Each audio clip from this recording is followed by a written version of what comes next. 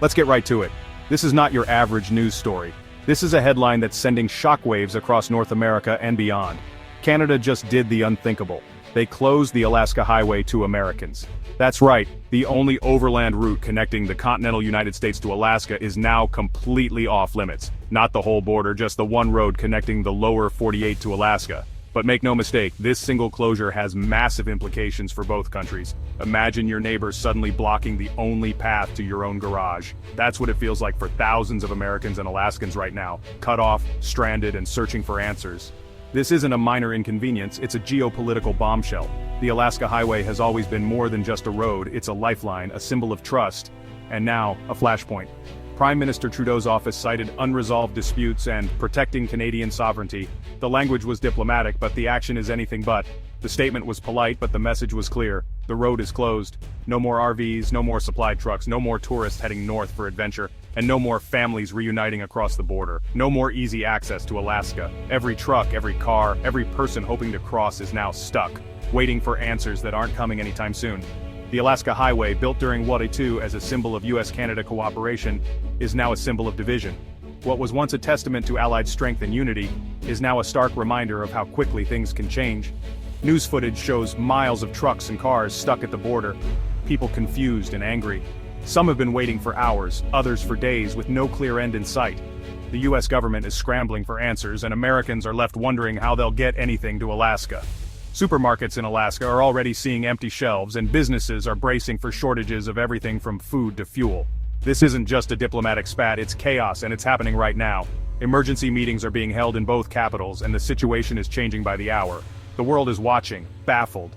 International journalists have descended on the border, trying to make sense of a crisis that seemed unthinkable just days ago. How did our famously friendly neighbor become the one shutting the door?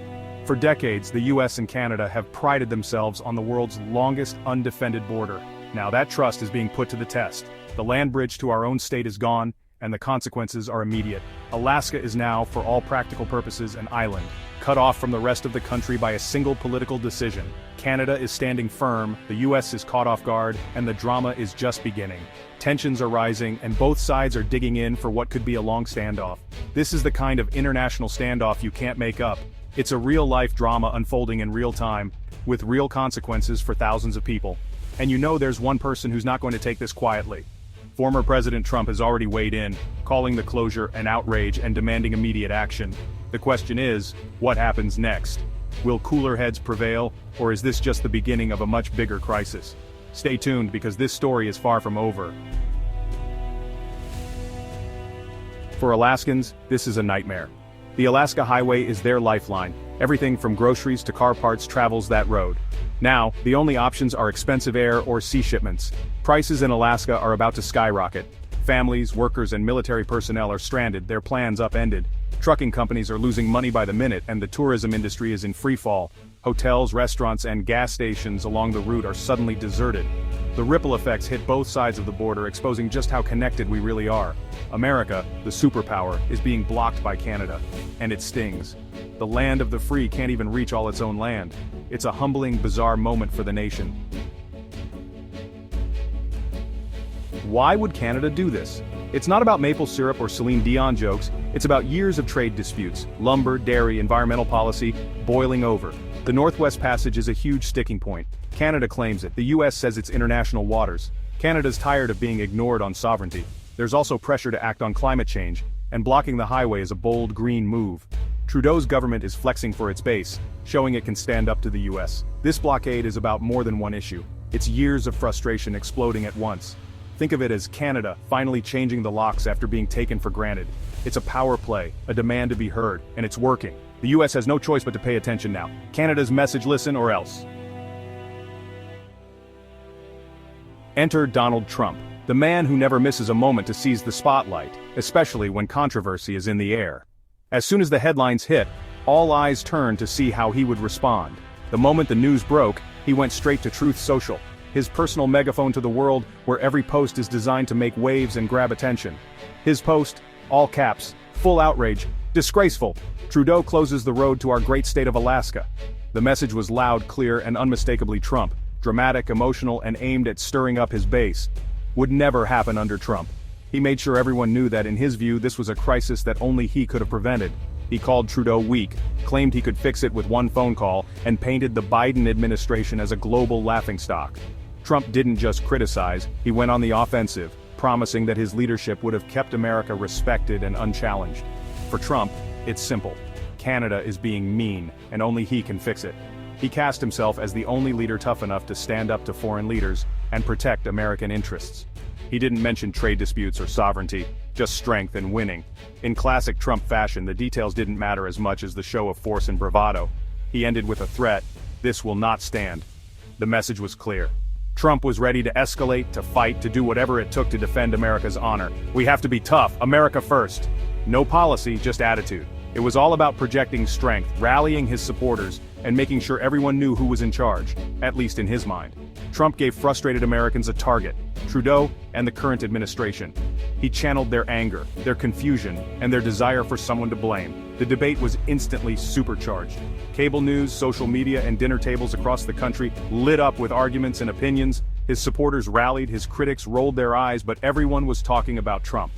He had, once again, made himself the center of the national conversation. The national conversation had shifted. Suddenly, the Alaska border crisis wasn't just about policy, it was about personalities, power, and who could shout the loudest. The crisis was now a political battlefield. Lawmakers, pundits, and protesters all took sides, turning a border dispute into a referendum on leadership and American strength. Trump's message: only he can make Canada back down. He positioned himself as the solution, the fighter, the one who would never let America be pushed around. The pressure on the White House just went through the roof. Biden's team was suddenly on the defensive, forced to respond not just to Canada but to Trump's relentless attacks. The drama was only getting started. With Trump in the mix, every moment promised more fireworks, more headlines, and more uncertainty. Stay tuned. Trump didn't stop at social media. After stirring up a frenzy online, he took his message to the national stage, determined to make headlines and set the agenda. He called for a press conference and dropped a bombshell that left the room buzzing. "Maybe it's time to build a wall on the northern border. We need to protect America from every direction.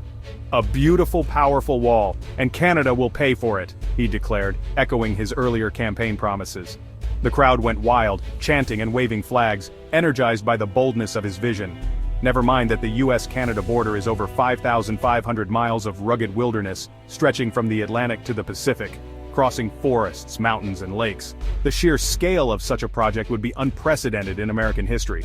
For Trump, the wall was never just about security. It was a symbol, America standing strong, drawing a clear line between us and them. It was about projecting power and control, reassuring his supporters that he would always put America first. He also proposed immediate tariffs on Canadian goods: maple syrup, hockey pucks, lumber, even Canadian bacon. "We're done being taken advantage of," he insisted. "We'll hit them where it hurts. Their economy is fragile. They'll come crawling back in 24 hours, Trump boasted, confident that his tough stance would force Canada to the negotiating table. He dismissed concerns about hurting American businesses, waving off warnings from economists and business leaders who feared a trade war could backfire and devastate local economies. For his base, it was simple: America is the victim, Canada is the bully, and Trump is the only one tough enough to fight back. The narrative was clear, and it resonated deeply with those who felt left behind or threatened by global change. The proposals were wild, even outlandish, but they were emotionally satisfying for his supporters. They saw Trump as a fighter, someone willing to do whatever it took to defend the country, no matter how unconventional the methods. Trump turned a complex crisis into a simple story of strength versus weakness, good guys versus bad guys. He knew how to capture attention and keep the spotlight firmly on himself. He hijacked the conversation, making it all about his leadership, his vision, and his willingness to take bold action where others hesitated. Policy experts groaned, warning of diplomatic fallout and economic disaster, but the headlines were his. The media couldn't look away, and the public couldn't stop talking. The wall idea was everywhere, on TV, in newspapers, and all over social media. It became the topic of dinner table debates and late-night talk shows. The pressure on the Biden administration was mounting. Every day, reporters demanded answers, and political opponents seized the moment to criticize and question the president's resolve. Trump had set the tone. Escalate. Don't negotiate. He dared his rivals to match his bravado, forcing them into a corner. The political theater was in full swing. Congress was divided, tempers flared, and the nation watched as leaders clashed over the future of the border.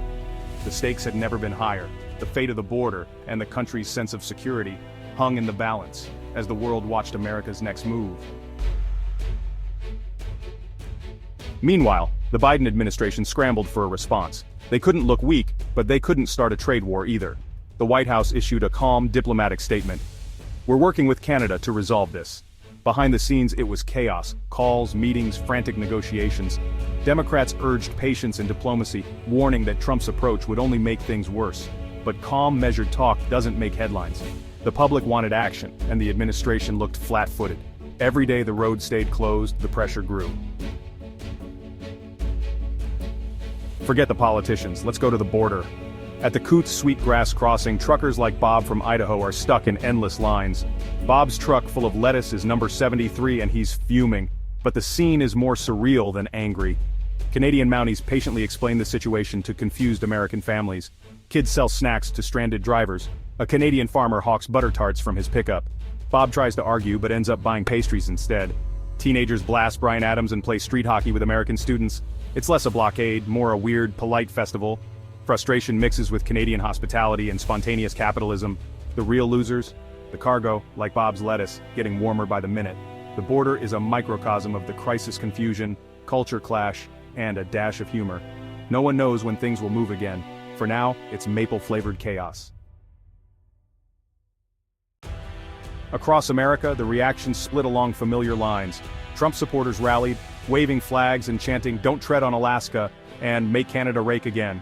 Some even poured maple syrup down the drain in protest. For them, this was a test of American strength. On the other side, liberals were conflicted, angry at Canada, but wary of Trump's rhetoric.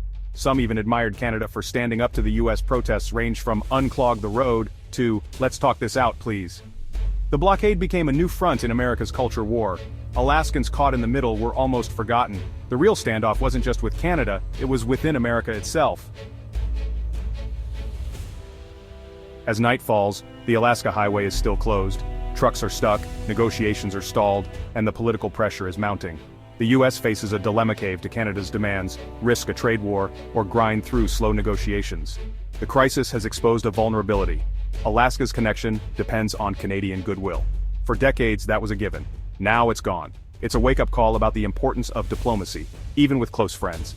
The big question, what happens next? Will someone blink, or will the standoff drag on? The road to Alaska is closed, and the road ahead is even less clear. All we can do is watch, wait, and hope someone finds the spare keys. Stay tuned, it's going to be a bumpy ride.